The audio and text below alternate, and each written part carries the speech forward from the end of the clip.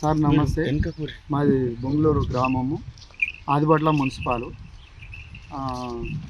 ఇక్కడ బొంగళూరులో తాడి చెట్లు ఒక 25-30 చెట్లను అక్రమంగా నరికివేసారు సార్. మాకు ఎటువంటి ఇన్ఫర్మేషను ఏమీ లేకుండా ఉదయం కళ్ళు గీసుకొని పోయినాం. సాయంత్రం వచ్చేటాకళ్ళకు మొత్తం అన్ని కింద వండబెట్టేసేసారు సార్. కుండలతో సహా కింద ఎత్తేసేసారు.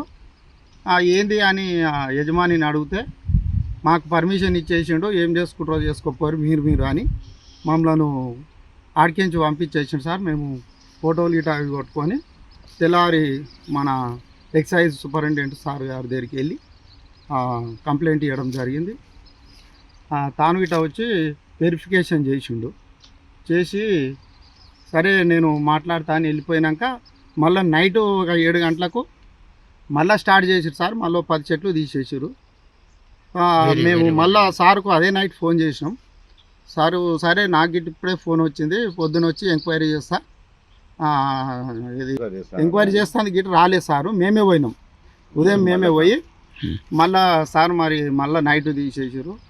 మరి ఎట్లా సార్, మరి మా జీవనోపాధి మొత్తం దెబ్బతిన్నది, మరి మాకు న్యాయం చేయాలి కదా సార్ అని అంటే సరే నేను చర్యలు తీసుకుంటా దీని మీద అని మళ్ళీ మేము అక్కడి నుంచి పోయి ఆర్డీఓ గారికి కంప్లైంట్ ఇవ్వడం జరిగింది.